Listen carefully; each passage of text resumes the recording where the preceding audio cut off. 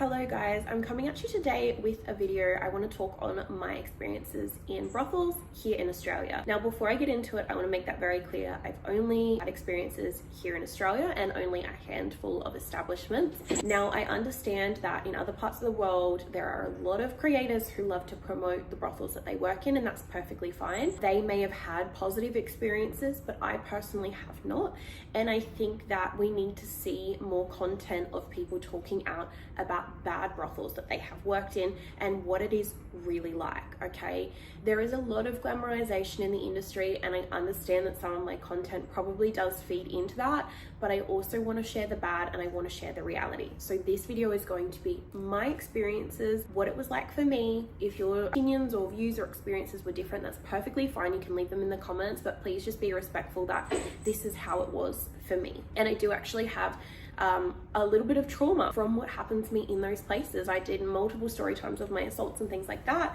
So anyway, without further rambling, let's get into it. So the first brothel that I worked in was about a year into working privately. I should probably put in here too, I was not in a position of needing to be in the brothels. I never was. I went in to gain more experience, to see what it was really like, and to have that first-hand experience of a different part of the industry so that I could come online and use my platform to talk about it, and so that I would be more well-rounded, because I don't think I would have had the same understanding for survival workers if I hadn't actually ever met one. I hope that that makes sense. So again, I started at Viper about a year thereabouts into having done private work, so I definitely sold sex before. That part of it was not new. However, I'd always been my own boss. Now, my goal when I went in was to complete 20 shifts in order to make content about my experiences. I did only make it through 17, but I did get pretty close, and I've got to give myself a pat on the back for managing to do that many. Standard full service, I was paid $80 for half an hour, and I may be slightly wrong on the prices, but I think it was $110 for a 45-minute and $130 for an hour. This was for sex, a blowjob with a condom on obviously, and a massage. It was up to the girls if they included anything else like kissing or that kind of thing in a standard. Most of the girls didn't, and for me personally, you know, I was very strict on it. It was one position, it was no dawdling around, it was no kissing, it was no touching of my body, nothing like that, because I wanted to deter them from booking me for a standard. I understand that that point of view is very, very privileged. There were plenty of girls in those places that really needed those bookings and were more than happy to do standards. However, I didn't want to do them and I didn't enjoy doing them. So therefore, I obviously wasn't going to add any bells and whistles to that package when I didn't want to be booked for it. What I did want to be booked for while I was in there was my GFE, girlfriend experience. With me in the broths, it pretty much included anything that wasn't rough. So like kissing, body touching, multiple positions, cuddling, oral on me, like all that sort of stuff, right? I think most of us have a bit of an understanding of what GFE is, and that is my preferred booking style. So in extras, I was getting 150 on a half an hour, 200 on a 45-minute, and 250 on an hour, of which those extras they paid, all of that went straight to me. The venue didn't take half of it, where they had taken half of their booking fee, which is why I was paid so little for the standard. Hope that makes sense. I did also offer a second shot, particularly in the full hour, for another $50, that they could do a second shot or even a third shot if they, you know, were going really quickly. And yeah, I had quite a lot of guys more than willing to pay those rates in Viper. In particular. How I ended up at Viper, I was referred by a friend who I'd danced with for about a week or two at Showgirls. She hadn't stayed in the stripping scene for very long, but we did stay in contact on Instagram and we talk here and there, and her and her best friend worked at this venue, and she was the one that told me that it had the best reputation of the brothels in Brisbane, and she had worked in a lot of them, and according to her, this was the best option that we had. How I got the job was I emailed in saying I would be interested in working for them, asked for photos. I sent through my professional photos that I used on my ad at the time from Sass and Style Photography, and yeah, they immediately told me that I could come in for the job. I just had to get a health certificate, which was the law at the time. I'm not really sure if that's changed. I'm gonna guess it probably has changed with decriminalization, but we had to provide a health certificate, which was done at the hospital, to prove that we were fine to work in terms of sexual health. Another note I want to add in here, I am still friends with some of the girls that I worked with at Viper and still keep in contact with them to this day. However, there was a lot of cattiness, and that is something that needs to be, I guess, understood when you're going into brothels. You are the direct competition of everyone around you, and they are seeing you get more bookings or less bookings or whatever the case is, and it just forms this competitive nature. Some people will dislike you purely because you are more successful than them, which absolutely happens in privates too. It's just not normally so blatantly in everyone's face, like, oh, look at her, she's had 5 bookings and I've had 1 kind of thing. So it does make it kind of uncomfortable at times. Now, Viper had a no drink and no drugs policy there. You couldn't drink on shift, not even one, and no drugs were allowed while you're on the premises. However, on multiple occasions, I saw girls at the venue who came out of bookings clearly intoxicated or on something. I saw girls drinking out the back. It's not my business, but it definitely was happening in that place, and I do think that needs to be just mentioned casually on here. So after I had finished up at Viper, I did my 17 shifts. I went back to privates. I spoke openly about my experiences and all the assaults that happened to me at Viper, which, you know, we'll get into some stuff later on. When I came back, because I retired for a little bit, came back to full service, my first week back, I went and did some shifts at Pentagon, which is a brothel at the Gold Coast, it's about an hour and a half drive from me, so it is a little bit of a mission. Figured it was probably better to go out of Brisbane, because at this point I had quite a large social media following on TikTok, and I'd had a lot of people coming into Viper previously that were like, wait a second, I follow you on TikTok kind of thing, or I've seen you on TikTok. So I thought maybe if I was a little bit outside of Brisbane, I might have less people recognizing me, because it was never my intention to just be like bringing all my own traffic into the place. I wanted an authentic experience in the venue. So I went out to Pentagon. My goal was just to do 5 shifts. I only made it through 3. And I documented like every single thing about my experiences at Pentagon on TikTok. I've since lost that TikTok, but there are still a few of the money counts and storytime videos on my Instagram Reels account, Lillith Lodge Official, if you want to go and find that and see everything in live time. Now, this venue did pay us a little bit more for a standard, so I've got the notes here. I definitely know it was $100 for a half an hour and $110 for a half an hour if it was after, I think it was midnight or 1 a.m. You got like an extra $10. And I think, and I may be wrong, the 45-minute was $130 and the hour was $150. Now, if I'm like $10 off on these, I'm really sorry. This is all just going off of my memory, but I do remember it was $100 for a 30-minute standard during the day and early nighttime. Again, I charged the exact same extras here. However, it was a lot harder to get any sort of extras, even fucking $50 out of these guys at Pentagon. At least at Viper, majority of the guys were willing to cough up some extra cash and genuinely seemed to want a better experience. At Pentagon, it felt like they just wanted the cheapest fucking thing that they could get, and they wanted to push you as far as they could for that cheapest value. And now when I say we got the extra $10 as our cut for those after hours, it actually became harder to upsell extras when they were paying extra. So keep in mind, when I'm getting $100, the venue's getting $100, so they've already paid $200. So adding your extras on actually became more difficult than it had been at Viper. I hope that makes sense. Again, I just emailed them asking if I could work there, sent in pictures, they said I could come in. I also had to have a health certificate, the same as I did for Viper. Now, Pentagon in particular had a lot of touring girls coming through at that point in time, and I found all of the touring girls to be lovely. I had great conversations with them. The house girls, like as in the home girls, there was a few that I really liked and I had a couple good conversations with. However, majority of the home girls were very standoffish. In particular, I'm gonna add this in here, there was a conversation one day. I had been booked to see 4 clients. I think this was the night I made the most money there. I'd been booked by 4 clients, all with GFE if I remember correctly, or maybe it was 3 clients all with GFE. At this point, there was quite a few girls that hadn't had a single booking, and they were talking amongst themselves in the room quite loudly. I was in the room and I could hear it clear as day, and I'm also deaf. So, I mean, if I could hear it and have a completely non-working ear, must have been deliberately loud enough for me to hear, saying that they think that it's really wrong, and that when a girl is making a lot of money and seeing that everyone else is making nothing, that she should bow down respectfully and go home so that those girls can make some money. So they were talking about that and how unfair it was that I had gotten all the work that day amongst themselves, and it made me feel really, really bad. But this isn't how these places should be working.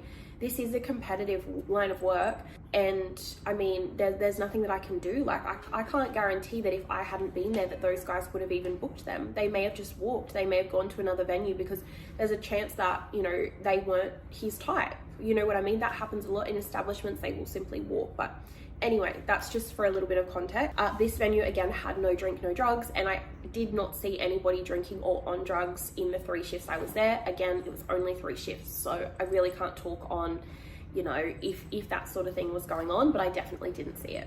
Now, I want to get into my issues with these brothels, what I think is wrong with them, what I think is unethical, what I think needs to change, which probably won't change, but you know, a girl can dream, okay? My biggest issue in these places, number one, was being forced to see clients for a standard. I think that women in these places should have the right to set a price that they're comfortable with, and, you know, not take $80 bookings if they don't want to or need to.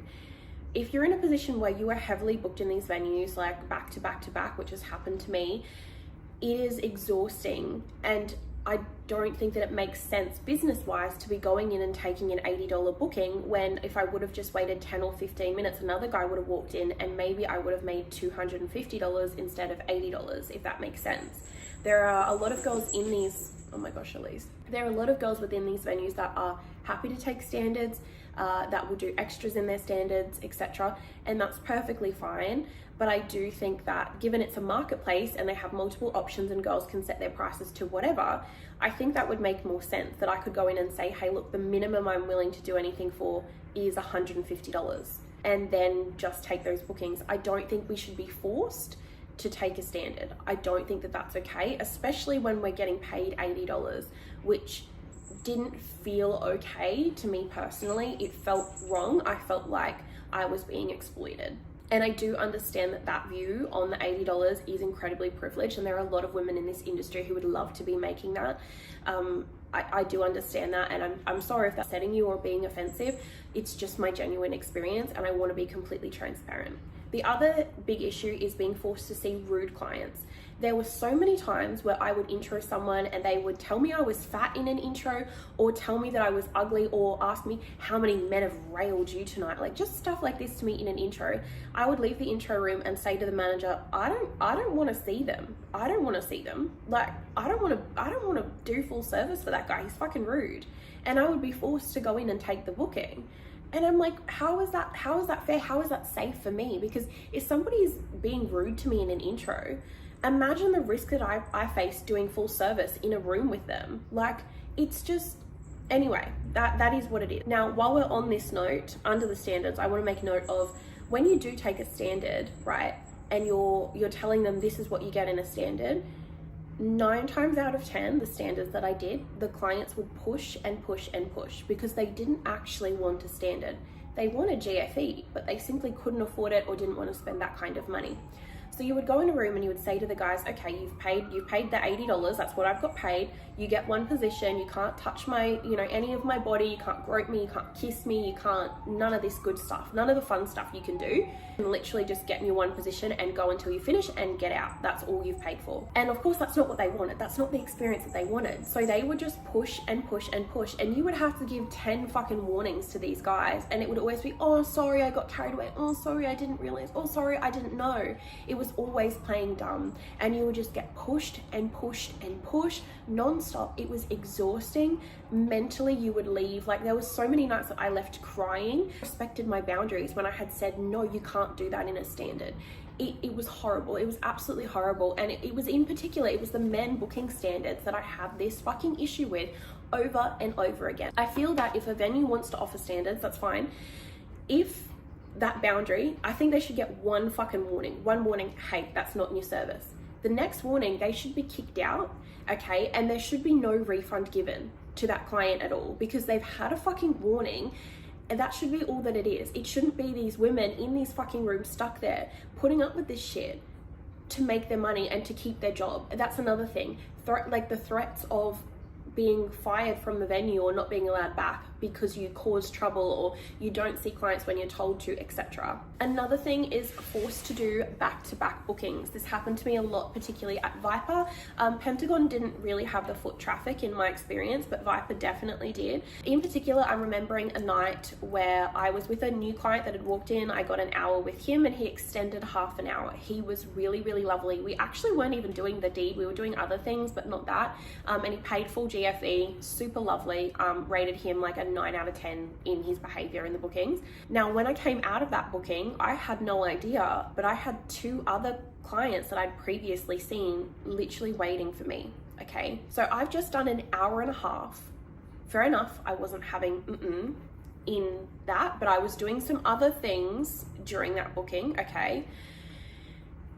And I come out and they're like, yeah, okay, this regular of yours who's seen you before, he wants the 45 minutes. And I'm like, okay, sweet. Is it okay if I go to the toilet and get some water? And it's, no, hurry up. He's been waiting because you just took that extension. So they, snatch all my linen off me because I obviously had all my dirty bedding and stuff from that booking. Snatch it off me. They go and throw it in the laundry and I'm sent straight in, okay? Straight in, looking a hot mess to see the client that's been waiting for me. I then do that booking, okay, and I get through that booking. So I've now been an hour and a half and 45 minutes back to back.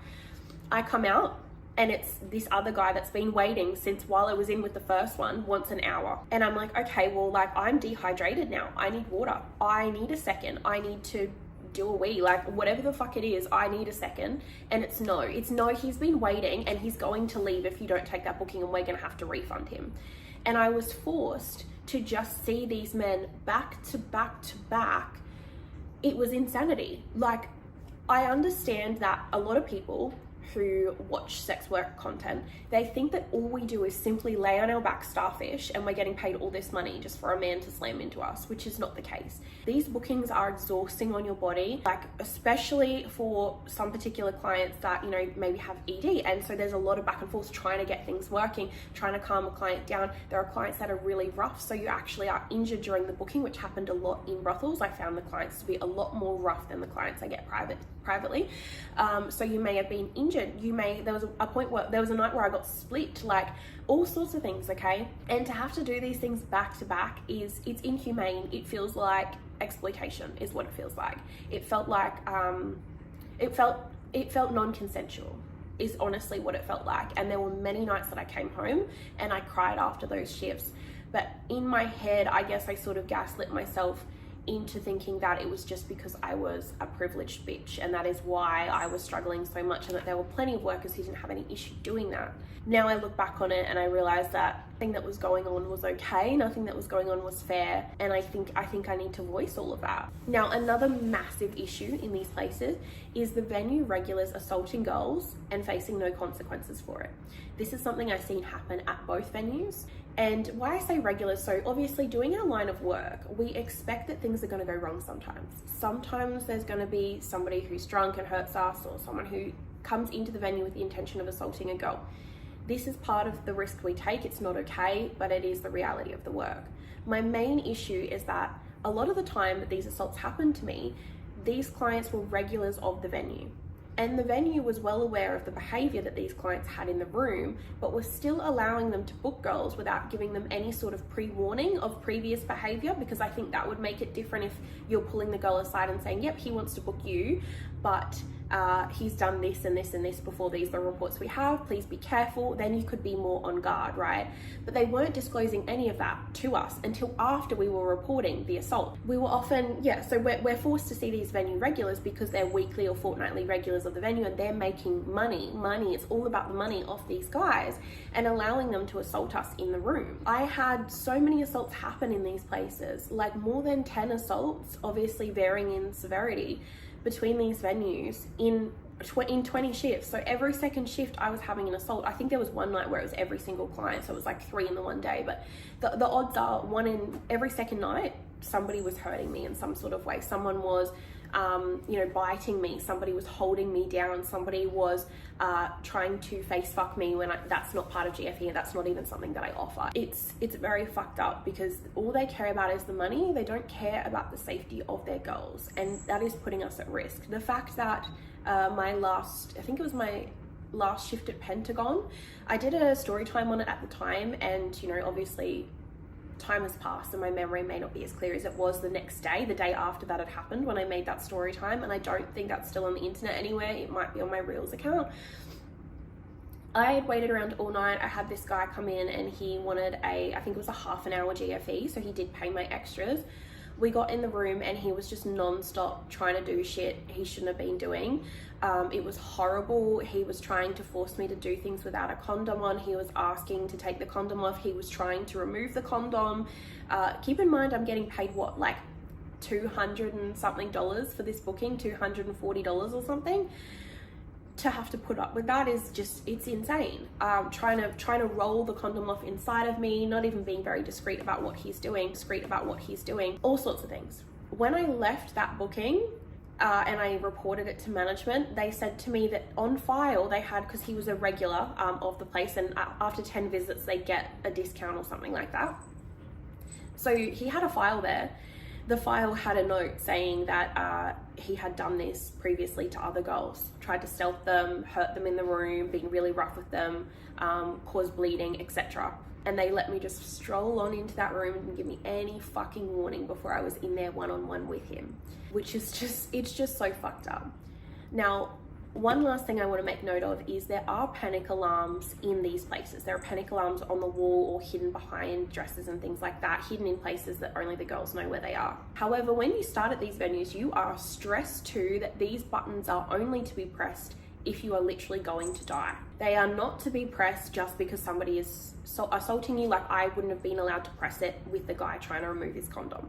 That's not considered bad enough to press the button. The button is if you're going to die, which in most of those situations, there is no way for you to get to the fucking button, okay? And because of the way that management stresses about these buttons, you actually become so scared to even press them because you know you're going to get in trouble if they don't deem it bad enough. And nothing in these places is ever bad enough in their opinion. No, they think you're just being a brat, you're just being entitled, you're just whinging and moaning. They don't care about you at all. They don't care. In my experience, I think I was honestly, and I say this honestly, I felt more unsafe in these brothels than I do working privately. Now, with that said, it may be due to my price point, it may be due to, you know, the type of clients that I am attracting and my screening protocol and things like that, right? But at least if I felt uneasy about a client, I'm able to find out who they are before I see them, and I'm able to say no. You know what I mean? It's not like when something happens to you in a brothel, you have no idea who that guy is because he didn't give any ID, he can just run out. Like, it's fucked. It's really fucked up. And you know, they push to girls that it's safer because there's security. In both of those places that I worked, there was no security. There was nobody with a security license. It was just a bunch of girls out the back and the manager, which in those places was always female on shift. So if somebody did something wrong, there was no security there to help at all. There was nothing. It was just a mass of girls, which still helps, but they are not a male security guard or anything like that. I witnessed all kinds of things happen. And honestly, I could probably do an assortment of story times on those experiences. But to end this off, I want to talk about one last place that I worked at that I didn't have a negative experience. This place is called Piper's Range, and it was out in Tamworth. Now, it has just been sold to somebody else, so it's no longer owned by Piper. So my positive experiences there, I have no idea what it's going to be run like now. However, Piper's Range was the only one of its kind that I knew of, and I had learned about them from TikTok and from seeing Jessica J go out there and following their TikTok and all that kind of thing. Piper had been an industry worker herself, and that's how she generated the income to buy the range, which meant that she had a different level of understanding for us in our work than what I'd previously experienced with other owners. Now, Piper allowed us to set our own prices. When I went to Piper's Range, I never had to take a standard, and I worked at my full private rates. I shit you not, I swear on my life, I swear on my cat's life, she allowed me to go out there and charge $900 an hour. That's what I was allowed to do. There was no issue from her. She didn't fight with me. She didn't lecture me, nothing. She said, sweet, you can see how you go. It was more of like because from what I understand, I was the first girl to go out there and do that. It was more of like well, let's see what happens. And she told me that at that time that I went out, that was the most money she had ever made off a touring girl. And again, her cut was only that of the standard, right? She wasn't taking part of my extras and like my full rate. She was just taking the same room hire fee that she would for her other girls. So for me, it actually worked out about the same as what I would have paid for a hotel. But not only did I have more security there, because she and her partner actually had security licenses, I had girls around me, I had community, I had her there to help with things if I needed. I also had the traffic that she was able to generate, and because she had all like social media and stuff in that area, it was just all round a positive experience. I couldn't fault it at all. I could not fault it at all. And that is what I would love to see happen for brothels in the future.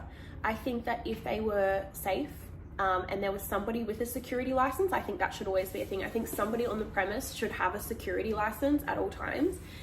I do think that sometimes the no drink, no drugs can be a little bit strict. I don't think that the clients shouldn't be able to bring in like a little bottle of champagne. I understand that's probably complicated with laws and things, but to me, I think that that is really silly, because it may actually make clients' experience better, but I understand we all have different opinions on drinking on the job, that kind of thing.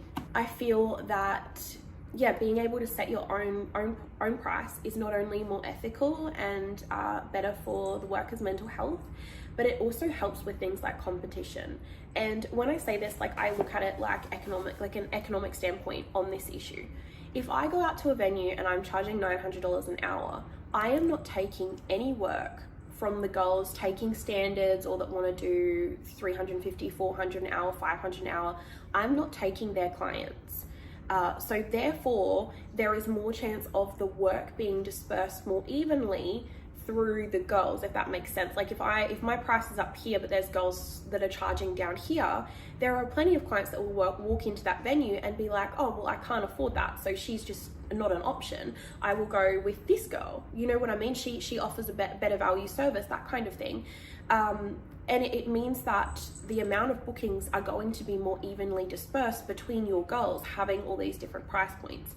Now, I can absolutely see that having like two, you know, a $900 and a $700 an hour girl at that venue never would have worked, because, you know, they wouldn't have been making enough money having two at that kind of price point. But having one seemed to work, and she did implement this for workers after me. I know Camille went through, I know Amber Luke went through. There's a few big name girls in the private space that went through these places and made a lot of money for that range. I think that we assume, I don't know why we do, but we assume that these men going to brothels cannot afford private workers. They cannot afford, you know, the bells and whistles, that kind of thing. That is not the case. That is not the case at all. I have quite a few private clients who regularly frequent these brothels in Brisbane. They do. I have ones in Sydney who regularly frequent places in Sydney. And you know, like, sometimes it's convenient, sometimes it's just that way they can go in and see all the girls. Like, it's 2 a.m, they've been out partying, like, that's just how they want to do it, and that's perfectly fine. We can't assume that nobody can afford $900 an hour, because I'm telling you right now, from my experiences at Piper's Range, there are plenty of men who were willing to pay that price and did pay that price. And a lot of them have seen again since, okay, when I toured back through privately, since now Piper doesn't own it anymore, you know, I'm not going to be going back unless it's the same rules. I'd probably consider it. But yeah, I went through just recently privately, and a lot of the clients came and saw me. I even had clients that didn't book me last time I went through, but were regulars of her venue, come and book me privately. Come and pay $900 an hour. To end this video, because it's a long ramble, I would really love to see a shift in the ethics in brothels. I would really love to see places where girls can set their own rates. I would love to see places that there is harsher punishment for clients who have assaulted girls. I can understand if money, you know, is really, really tight, maybe allowing the person to have a second chance, but please just at least fucking warn the girls, at least warn them what the person has previously done, so that they know what they're walking into in that room. There are girls that will still take the booking anyway, I know that firsthand, but it would give you such an upper hand to know what you are walking into. You could be so much safer. But I really hope that sheds some light on brothels, and I will do a little bit of a dig and see if I can find some of those old story times on my Lillith Lodge official Instagram, and maybe refilm them so that I can do like a more current version, like repost, but just me refilming the exact same video. And yeah, I hope that's been helpful to somebody. Yeah, I really hope things change, but unfortunately this is how it is, and this is a lot of people's experiences here in Australian brothels. So yes, anyway, I hope you guys have a great day.